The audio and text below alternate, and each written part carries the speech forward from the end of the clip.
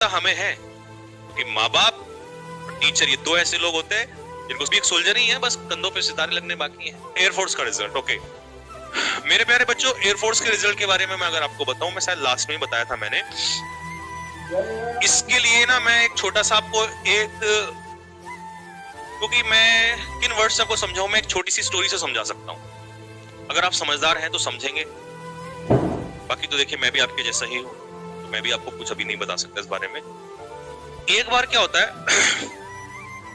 थोड़ा चेंज करके बताऊंगा, रियल स्टोरी बाद में बताऊंगा।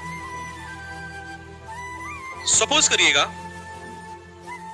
मैं शूटिंग करता हूं और शूटिंग करते हुए अचानक से एक दिन जो पिस्टल है वो मेरे हाथ में फट जाती है और मेरा जो हाथ है ये इंजर्ड हो जाता है।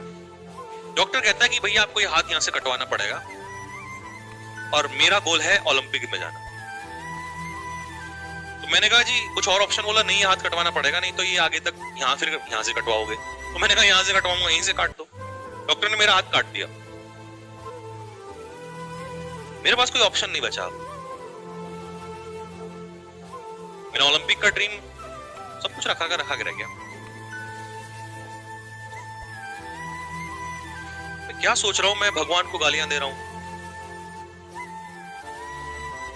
और कर भी क्या सकते हैं। नहीं, ऐसा लूजर्स सोचते हैं। विनर्स उसी समय ये ढूंढ रहे होते हैं कि जाना तो वही है, बट अगर रास्ता ये नहीं है तो रास्ता ये है। ऐसा विनर्स सोचते हैं। आप इसको ट्रेन करिए। ये कम टाइम लेता था, ये ज्यादा लेगा, लेकिन पहुंचाएगा ये भी वहां पे। और उस दिन आपकी सक्सेस में और ज्यादा चार चांद लगेंगे क्योंकि आप फेलियर होके विनर हुए हो। तो ध्यान से मेरी बात को सुनिएगा कि विनर्स, एक लाइन लिख लीजिएगा अगर लिखना चाहते हैं तो। Winners never quit and quitters never win. I think I should repeat. Winners never quit and quitters never win. Choice is yours. अगर हाथ भी कट जाए तो भी इंसान विनर बन सकता है, ऐसा हुआ है। किस दिन सुनाऊंगा स्टोरी आपको फिर। तो वही है कि अगर मैं ये कहूं कि हम एयरफोर्स के रिजल्ट को लेके इतना प्रेशर हो चुके हैं कि सब कुछ सोचना खत्म हो गया, तो ऐसा नहीं है। ये बहुत बड़ी है। एक हार से अगर हार मान लिया आपने तो मुझे नहीं लगता कि फिर फौज की आप लाए। फौज में तो ऐसी कई हार होंगी कि आपको पीक पे पहुंचना है, पीक 31 पीक ये पीक वो, इधर से चढ़े धड़ाम से नीचे आ गए, फिर इधर चढ़े धड़ाम से नीचे आ गए।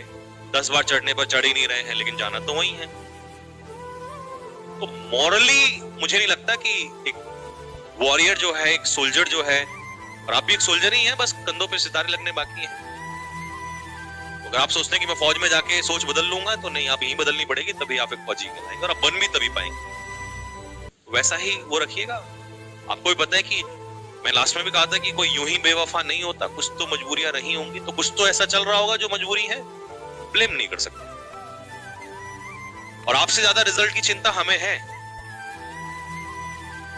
क्योंकि माँ बाप और टीचर ये दो ऐसे लोग होते हैं जिनको सबसे ज्यादा खुशी उनके बच्चों के रिजल्ट आने पे होती है। ध्यान रखिएगा ये बात।